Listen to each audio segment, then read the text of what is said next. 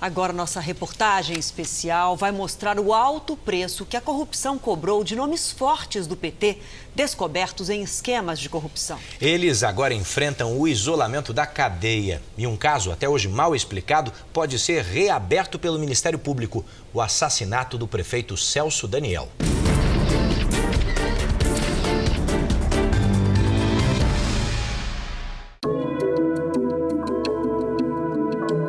Experimente voltar no tempo, 15 anos atrás. Quais eram os nomes em ascensão na política brasileira? E onde eles estão agora?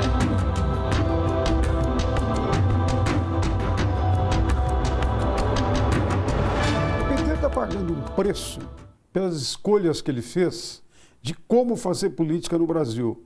E esse como fazer inclui a corrupção. Inclui procedimentos que são todos ilegais. Antônio Palocci está na cadeia há exatamente um ano.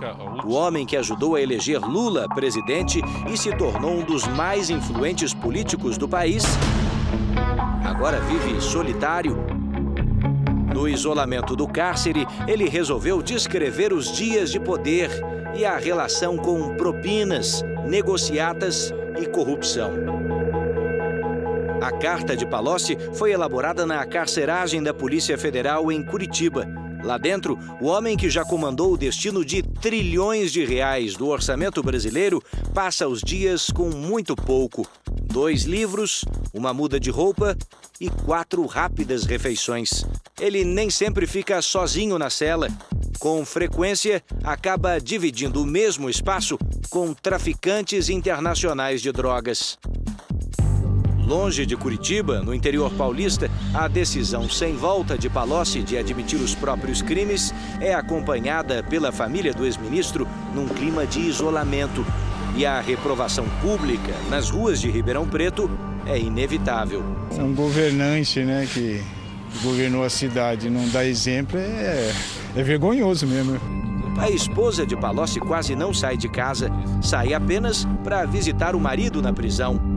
E a vida social da família está abalada. Ficaram meio isolados, né? Ficam com medo até, né? Mas por que você acha? Eu se fosse no lugar deles, eu também ficava meio receoso de sair assim. O sociólogo, que foi o principal assessor de Palocci e também já foi preso, sofreu com o peso da corrupção. Chegou a tentar suicídio na cela ao lado da ocupada pelo ex-chefe, como mostra este documento assinado por um de seus advogados. Branislav Kontic é professor universitário, fazia a ponte entre o então ministro de Lula e o empreiteiro corrupto Marcelo Odebrecht. O senhor Marcelo Odebrecht, a fim de contatar o senhor Palocci, ele entrava em contato com o senhor com frequência? Sim, com frequência. Na planilha de propinas entregue pela Odebrecht, Palocci era identificado pelo codinome de Italiano. O ex-ministro já foi condenado por atender a pedidos da empresa em troca de dinheiro para campanhas eleitorais. Quase sempre, as doações eram via Caixa 2. O esquema foi confirmado por ex-marqueteiros do partido, flagrados com muito dinheiro em bancos do exterior. Quando a coisa apertava muito, eu já tinha cobrado de Palocci várias vezes. E não saía, emperrava. Aí o João ia para a última instância, como a gente brincava. Vamos chegar na última instância. O homem que acumulou milhões a pretexto de consultorias prestadas tem hoje bens bloqueados pela justiça. E caiu em desgraça dentro do próprio partido que ajudou a fundar.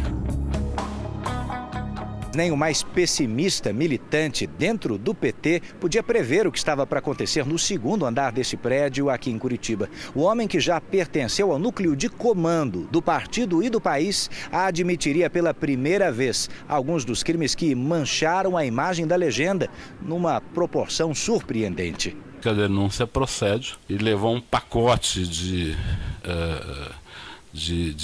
propinas para o presidente Lula. O senhor pode exemplificar, assim, os contatos ilícitos que eventualmente geraram créditos? Diversos, os da Petrobras, quase todos. aliados ou antigos desafetos, todos endurecem o tom das falas sobre o ex-ministro. Ele roubou dinheiro de toda uma geração. Eles destruíram o Brasil. Mas os escândalos de agora, que atingem em cheio petistas de renome, encontram origem também no passado, numa prefeitura petista, Santo André, na Grande São Paulo. O laboratório da corrupção começou em Santo André. E deste laboratório da corrupção tem um primeiro morto, que é o ex-prefeito de Santo André. A história trágica do prefeito interrompeu uma trajetória de sucesso. Janeiro de 2002, um grupo de criminosos sequestra o prefeito Celso Daniel em São Paulo. Apenas 2 dias depois, ele é encontrado morto numa estrada de terra. Eu tinha certeza que o Celso ia voltar. Não tinha dúvida quanto a isso. Ivone era namorada de Celso Daniel na época. Juntos tiveram uma filha. Essa é a primeira vez que a socióloga grava uma entrevista a respeito. Eu sofri um impacto muito grande de desacreditar na humanidade, até com a morte dele. Ela conta que o ex-prefeito, que teve a morte envolvida em suspeitas de corrupção, não acumulou patrimônio.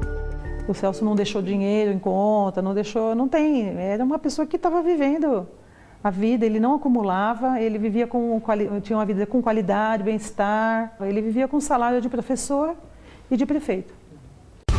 A investigação da polícia concluiu que foi um crime comum. Os sequestradores teriam se assustado com a repercussão do caso e decidiram matar o prefeito. Já para o Ministério Público, o crime pode ter outras motivações.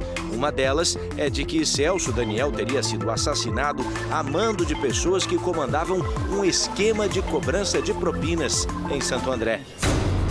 Uma das hipóteses é de que os valores arrecadados ilegalmente serviram para o enriquecimento pessoal e para sustentar as campanhas políticas do partido. O dinheiro sujo vinha de empresários do setor do transporte.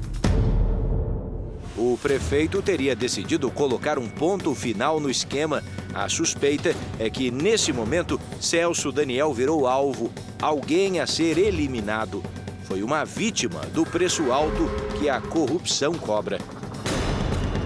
O crime deixou traumas para toda a família. Começamos a receber ameaças, meu irmão mais velho e eu.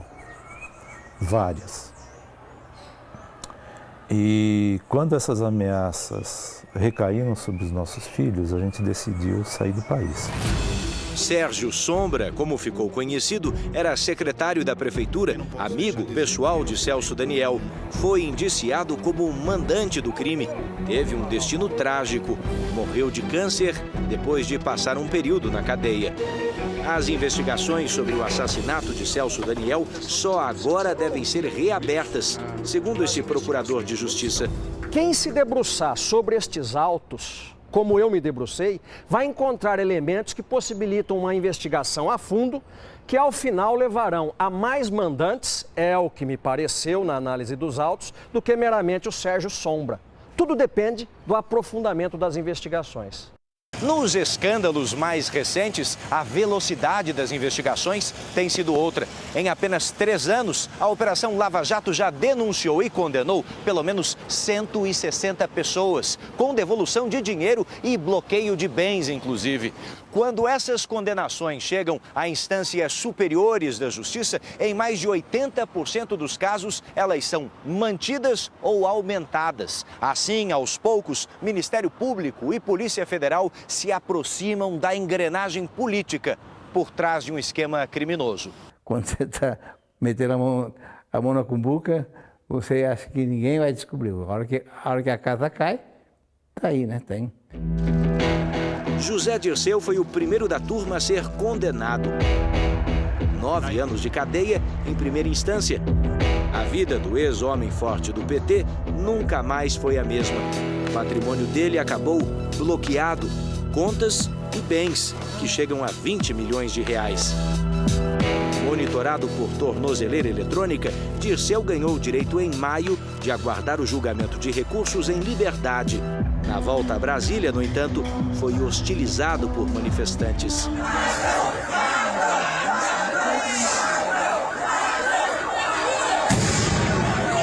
Você prefere ter pessoas do bem morando contigo, né? Pelo menos os vizinhos.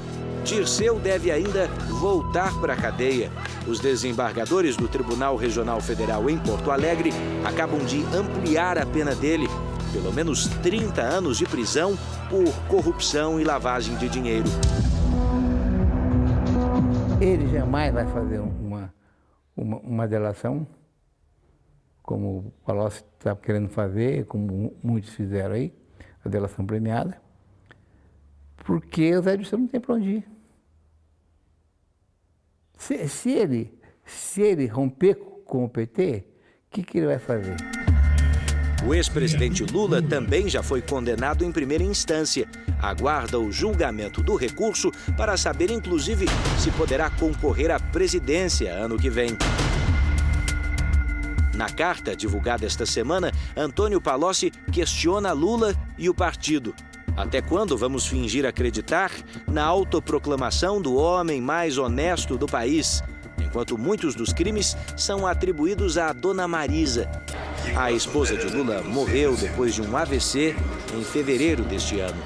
A corrupção é letal. Ela tira recursos extremamente importantes de políticas públicas. Se você pensar em pessoas que estão chegando aos hospitais, não podem ser atendidas, esse é o retrato da corrupção. Nos tribunais, as condenações vão se acumulando e o peso moral da corrupção promete acompanhar esses nomes por muito tempo. O advogado de Lula informou que já entrou com um recurso no Tribunal Regional Federal de Porto Alegre pedindo a anulação da sentença de primeira instância e que o ex-presidente é inocente. O advogado de Antônio Palocci preferiu não se manifestar. A defesa de Branislav Contic afirmou que o cliente foi absolvido e que na quebra do sigilo bancário foram encontrados na conta do ex-assessor de Palocci apenas R$ 1.500. O advogado do ex-ministro José Dirceu também foi procurado, mas não retornou os nossos contatos.